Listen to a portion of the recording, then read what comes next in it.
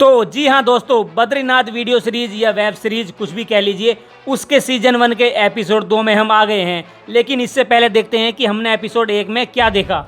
वहाँ पर हमने बात की थी कि बद्रीनाथ कैसे पहुँचें, बस से, ट्रेन से, हवाई जहाज से, गाड़ी से, कार से या फिर अपनी खुद की गाड़ी से, क्या ठीक रहेगा और उसका क्या चार्ज है।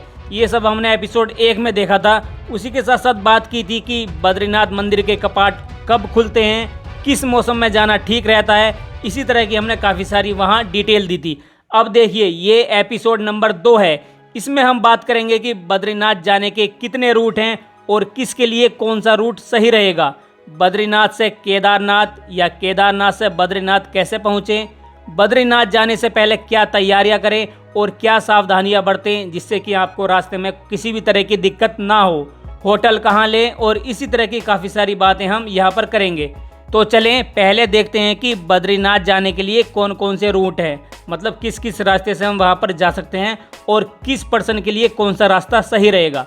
दोस्तों, दिल्ली से बद्रीनाथ करीब 520 किलोमीटर है, जिसमें लगातार भी आप चलेंगे तो 16 घंटे तो भाई साहब आपको लग ही जाएंगे। इसलिए बेहतर ये रहेगा कि पहले दिन आप दिल्ली या फिर अन्य जगह से वहाँ तक आ जाइए जहाँ से आपको कोई रूट लेना है।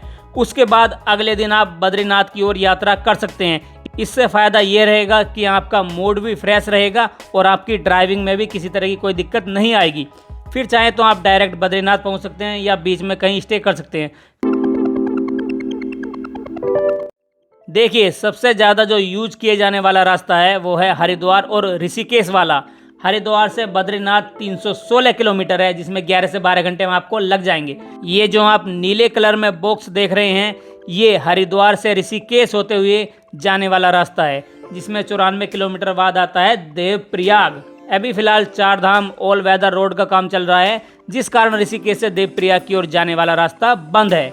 इसलिए आपको इस समय हरिद्वार ऋषिकेश से होते हुए नरेंद्र नगर, चंबा और नई टिहरी वाला रास्ता लेना होगा अगर आप इसी रास्ते से जाना चाहते हैं, तो जो आगे चलकर देवप्रयाग में मिल जाता है।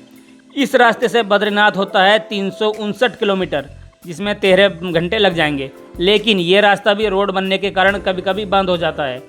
लेकिन अगर आप चाहते हैं कि हम देहरादून से जाएंगे तो फिर है मियांवाला, डोईवाला होते हुए ऋषिकेश से पास से होकर गुजरने वाला रास्ता। देखिए, इससे पहले हम अगले रूट के बारे में बात करें, एक बार देख लेते हैं कि भैया बद्रीनाथ जाते समय कौन कौन से स्थान बीच में आएंगे। तो पहले आता है हरिद्वार। अगर आप उस रूट से जा रहे हैं तो हरिद्वार, ऋषिकेश, देवप्रयाग, श्रीनगर, धारी देवी मंदिर, रुद्रप्रयाग, गोचर, कर्णप्रयाग, नंदप्रयाग, चमोली गोपेश्वर, पीपल कोठी, जोशी मठ, विष्णुप्रयाग, गोविंद घाट, पांडुकेश्वर, हनुमान चट्टी और लास्ट में है बद्रीनाथ। ये तो हो गए हमारे टोटल आने वाले बीच में स्थान।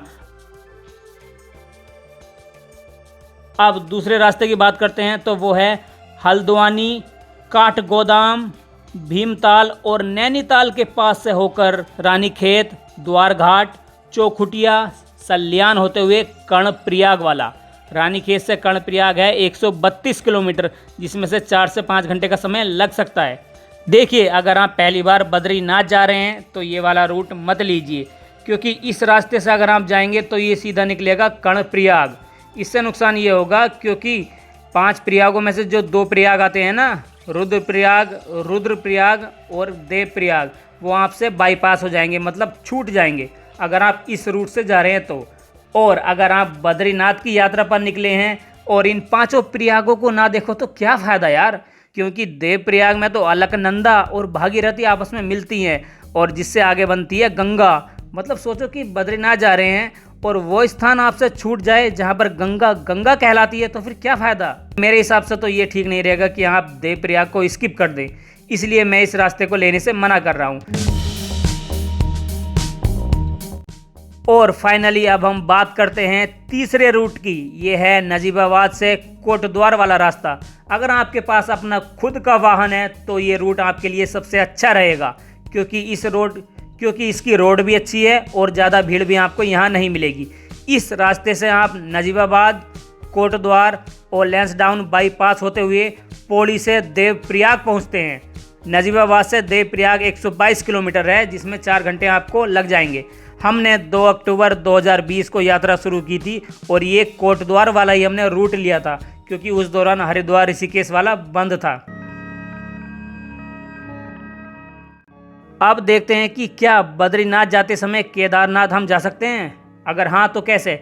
देखिए, बद्रीनाथ जाते समय हरिद्वार से 161 किलोमीटर बाद आता है रुद्रप्रयाग, वहीं से 2 रास्ते जाते हैं। ये जो साइड वाला आप नीले कलर का रास्ता देख रहे हैं, ये जा रहा है बद्रीनाथ की तरफ, और ये पीले कलर वाला जो है वो रास्ता है केदारनाथ की तरफ, जिसमें पहले आता है अगस्त मुनि, उसके बाद ऊखीमठ, फिर फाटा जहाँ से हेलीकॉप्टर उड़ते हैं, फाटा के बाद सोनप्रयाग आता है। सोनप्रयाग से 4 किलोमीटर बाद आता है गौरीकुंड, और गौरीकुंड से ही आगे केदारनाथ के लिए 16 किलोमीटर का पैदल ट्रैक शुरू होता है।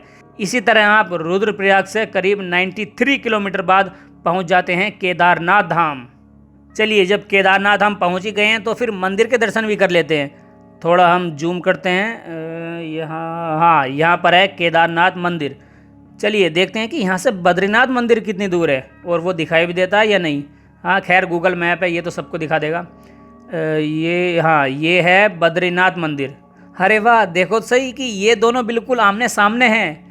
अगर किसी तरह हम इन दोनों के बीच एक सीधा रास्ता बना दें, हालांकि आगे होगा नहीं होगा, पर फिर भी कल्पना करते हैं कि किसी तरह इनके बीच बिल्कुल सीधा रास्ता बना दें, तो ये शायद 50 किलोमीटर से भी कम होगा। बस अंतर है सिर्फ पहाड़ों का। घूम घूम कर हमें करीब 250 किलोमीटर का रास्ता तय करना होता है इन दोनों स्थानों पर जाने के लिए।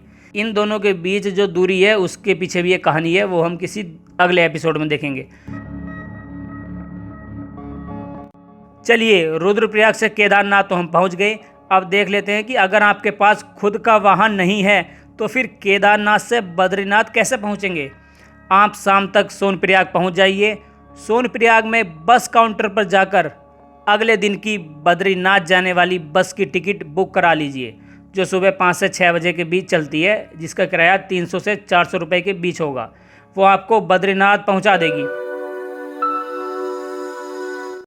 अगर आप रुद्रप्रयाग से आगे निकल आए हैं या फिर बद्रीनाथ दर्शन के बाद आप चाहते हैं कि हमें केदारनाथ के दर्शन और करने हैं, तो फिर आपके पास चमोली वाला रास्ता है, जहां से आप केदारनाथ भी जा सकते हैं। तो चमोली गोपेश्वर से लगभग 134 किलोमीटर बाद केदारनाथ आ जाता है। केदारनाथ के लिए ये वाले 2 रास्ते हैं, रुद्रप्रयाग और चमोली गोपेश्वर वाला। अब ये दोनों रास्ते मिल जाते हैं आगे ऊखीमठ में जाके, उसके बाद सेम रास्ता है दोनों का। और जब आप केदारनाथ के दर्शन कर लें तो फिर सोनप्रयाग, फाटा, ऊखीमठ और अगस्त मुनि होते हुए आप रुद्रप्रयाग वाले रास्ते से आ सकते हैं। अब आप सोच रहे होंगे कि हमें तो बद्रीनाथ जाना है, तो बीच में केदारनाथ कैसा आ गया। अब देखिए, जब इस रूट पर 2 जगह ऐसी आ रही हैं जहां पर हम केदारनाथ मंदिर भी जा सकते हैं, तो फिर ऐसे कैसे संभव है रे लाला कि हम बिना भोले शंकर का आशीर्वाद लिए हुए आगे बढ़ जाएं। उनको प्रणाम करना भी तो जरूरी है ना, इसलिए हमने केदारनाथ की बात की। तो ठीक है, अब हम बात करते हैं कि यात्रा के दौरान कौन कौन सी हमें सावधानियां अपनानी चाहिए और क्या क्या साथ लेकर चलना चाहिए, जिससे कि हमारी यात्रा आसान हो जाए। वैसे तो दोस्तों आप सबको पता होगा कि आपको यात्रा के दौरान क्या करना चाहिए क्या नहीं, लेकिन फिर भी हमारा काम है पूरी डिटेल देना, जो हम आपको देकर रहेंगे। देखिए, यात्रा कोई सी भी और कैसी भी हो, हमेशा अपने पास ज़रूरी दवाएं साथ रखनी चाहिए, जिससे कि किसी भी तरह की परेशानी के दौरान आप इनका इस्तेमाल कर सकें। जैसे पेट दर्द, सिर दर्द, बदन दर्द, खांसी, बुखार, ये तो आम चीज़ है पहाड़ों में।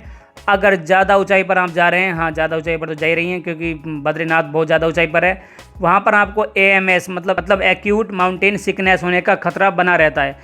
वैसे तो नहीं होता, लेकिन अगर आपकी उम्र ज़्यादा है तो फिर हो सकता है कि हो भी जाए। तो इसके लिए अपने पास ऑक्सीजन सिलेंडर ज़रूर लेकर जाएँ, जो मेडिकल की दुकान पर आपको मिल जाएगा।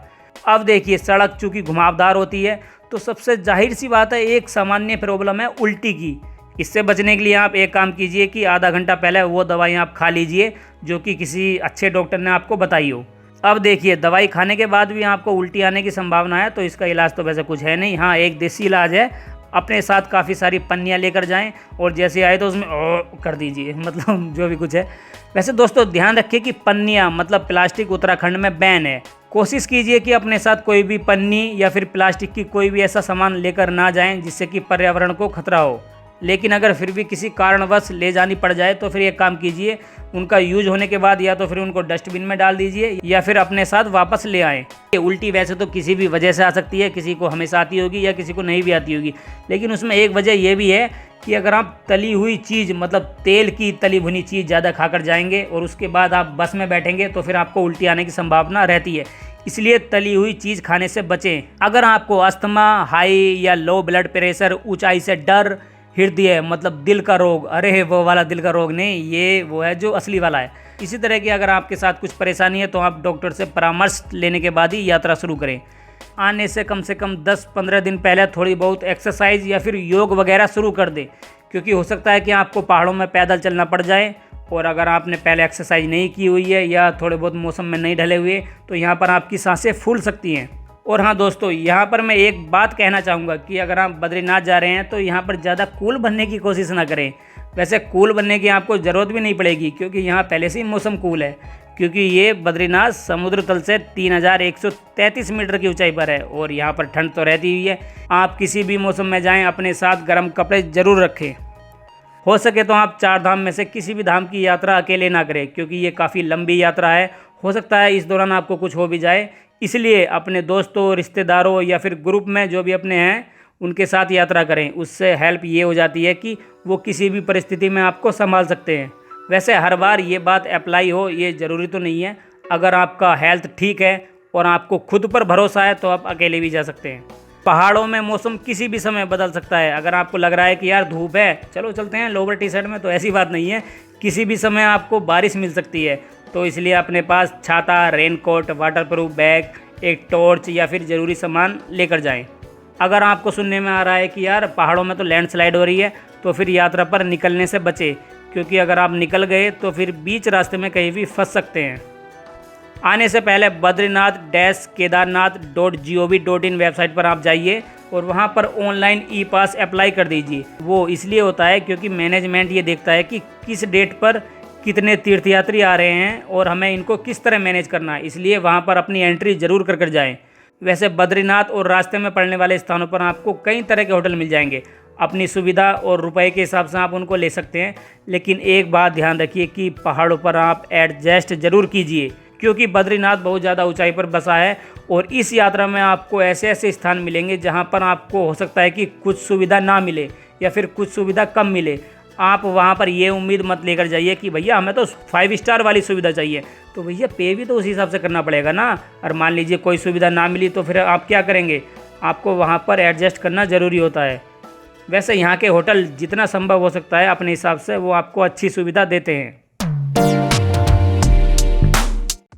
अब हम बात करते हैं मोबाइल नेटवर्क की। ये सबसे ज़्यादा ज़रूरी होता है आजकल के युवाओं के लिए, क्योंकि जहाँ पर भी जाएंगे वहाँ पर फ़ोटो खींचेंगे और फेसबुक, इंस्टाग्राम, यूट्यूब या जहाँ पर भी है वहाँ पर पोस्ट कर देंगे कि देखो हम यहाँ पर यात्रा कर रहे हैं। तो इसलिए यहाँ पर एयरटेल, जियो और BSNL के नेटवर्क आते रहते हैं। हमेशा ATM, पेटीएम, नेट बैंकिंग या अन्य तरह की जो ऑनलाइन बिल पे करने की सर्विस है उनके भरोसे ना रहें। ऐसा नहीं कि भैया भारत डिजिटल हो गया अब तो हम कहीं भी ऑनलाइन पेमेंट कर देंगे, तो ऐसा नहीं है। पहाड़ों पर अभी भी कुछ स्थान ऐसे हैं जहां पर ये सब सुविधाएं काम नहीं करती, इसलिए अपने पास पर्याप्त कैश, रुपया वगैरह जो भी कुछ है वो लेकर जाएं। अगर ट्रैक करना चाहते हैं तो फिर dry fruit, biscuit, chips, chocolate, पानी या जो भी आपको लगता है वो साथ लेकर जाएं। अपने साथ ज़्यादा छोटे बच्चे लेकर यात्रा ना करें, क्योंकि इससे ये हो सकता है कि काफ़ी ऊंचाई के कारण उनको सांस लेने में दिक्कत हो जाए या अन्य कोई भी दिक्कत हो सकती है। अगर आपके पास अपनी खुद की सवारी है तो रात में यात्रा कभी ना करें, क्योंकि पहाड़ों में मौसम कभी भी चेंज हो सकता है। मतलब बारिश, लैंडस्लाइड या अन्य कोई भी घटना आपके साथ घट सकती है। वैसे भगवान ना चाहे घटे, लेकिन फिर भी जो है रात में यात्रा ना करें। अगर आप थक गए हैं और मन नहीं है आगे जाने के लिए तो फिर किसी भी कीमत पर ज़बरदस्ती राइड ना करें, क्योंकि ऐसा करने पर आप समय तो ज़रूर बचा लोगे, लेकिन उस चीज़ को भी देखो ना जो समय से बहुत ज़्यादा इम्पोर्टेंट है, आपका जीवन। तो पहले जीवन बचाइए, समय तो खैर चलता ही रहेगा। जब हम ग्रुप में यात्रा करते हैं तो आपसी सहयोग और राय लेकर चलना ज़रूरी होता है। ऐसा नहीं कि वो कुछ कह रहा है दूसरा कुछ कह रहा है, सब अपनी मनमर्जी से कर रहे हैं, तो भैया ऐसा नहीं होता। सबकी एक राय होनी चाहिए कि हमें ऐसा करना है और ऐसा नहीं, यहाँ पर रुकना है, यहाँ पर चलना है, जो भी कुछ है। किसी का मन आगे चलने का हो सकता है, किसी का नहीं हो सकता है, तो आपस में मिल बैठकर समय और परिस्थिति के हिसाब से तय कीजिए कि आपको आगे क्या करना है। लड़िए झगड़िएगा मत, क्योंकि ग्रुप में उम्मीद रहती है ना कि यार सबका मन तो एक से नहीं होता। इस एपिसोड को एंड करने से पहले हम बात कर लेते हैं होटल की। होटल बीच रास्ते में या फिर बद्रीनाथ में आपको कहीं भी मिल जाएंगे। बद्रीनाथ में होटल, गेस्ट हाउस और काफ़ी धर्मशालाएं हैं। अपनी सुविधा और पैसों के हिसाब से आप कहीं भी ठहर सकते हैं। 1000 से 2000 के बीच आपको ठीक ठाक होटल मिल जाएंगे। अगर आप सीज़न के समय मतलब अप्रैल लास्ट से जून के बीच आ रहे हैं तो फिर ये ज़रूरी है कि आप ऑनलाइन बुक करें। उससे फ़ायदा ये होता है कि आपका वहाँ पर रूम फिक्स हो जाता है। अगर आप ऑनलाइन बुक नहीं करते हैं तो फिर हो सकता है कि श्रद्धालुओं की संख्या बढ़ने के कारण आपको वहाँ पर होटल ना मिले, या फिर अगर मिल भी जाए तो बहुत ज़्यादा महंगा मिले। तो इस चीज़ में क्यों पड़ना, ऑनलाइन बुक कर लीजिए। हाँ, अगर आप सितंबर से नवंबर के बीच आ रहे हैं तो फिर ऑनलाइन आपको बुक करने की कोई ज़रूरत नहीं है। आप बद्रीनाथ पहुँचिए, रूम देखिए, ठीक लगे तो ले लीजिए, वरना फिर अगला देखिए। वैसे दोस्तों, हो सकता है कि सितंबर से नवंबर के बीच भी आपको होटल महंगे मिलें या फिर ना मिले। वैसे होने को तो कुछ भी हो सकता है, लेकिन फिर भी इसकी संभावनाएं कम है। होटल मिल ही जाते हैं इस दौरान। उस दौरान 500 से 1000 रुपये के बीच बड़ी आराम से आपको होटल मिल जाएगा। बद्रीनाथ बस स्टैंड के पास ही गढ़वाल मंडल विकास निगम का गेस्ट हाउस है। मतलब ये जो सरकारी होते हैं, इनकी वेबसाइट है gmvnonline.com। इस वेबसाइट पर आप जाइए, वहाँ पर एक ऑप्शन है एकोमोडेशन बुकिंग का, उस पर क्लिक कीजिए। और इससे फ़ायदा ये होता है कि आप यहाँ केवल बद्रीनाथ ही नहीं, यहाँ पर आप चमोली, देहरादून, हरिद्वार, पौड़ी गढ़वाल, रुद्रप्रयाग, टिहरी गढ़वाल और उत्तरकाशी में कहीं के लिए भी आप होटल की बुकिंग कर सकते हैं। आपको बद्रीनाथ का बुक करना है तो फिर चमोली को सेलेक्ट कीजिए। उसके बाद ये रेट दिखा देगा कि किसका कितना चार्ज है। यहाँ पर सिंगल बेड जो लिखा है DORM, उसका किराया है 300 रुपये। सही लगे तो इसको सेलेक्ट करके होटल बुक कर लीजिए, ना लगे तो फिर यहीं आकर कर लीजिए, और क्या। यहाँ पर मैंने काफ़ी सर्च किया, ये जो प्राइवेट होटल की बुकिंग होती है जैसे ओयो, मेक माई ट्रिप, ट्रिवागो या गो IBIBA जो भी कुछ है वो, वहाँ पर मैंने सर्च किया, लेकिन यहाँ पर कोई सा भी इनकी होटल की सर्विस नहीं मिली। तो हो सकता है कि ये होटल यहाँ पर ना हो।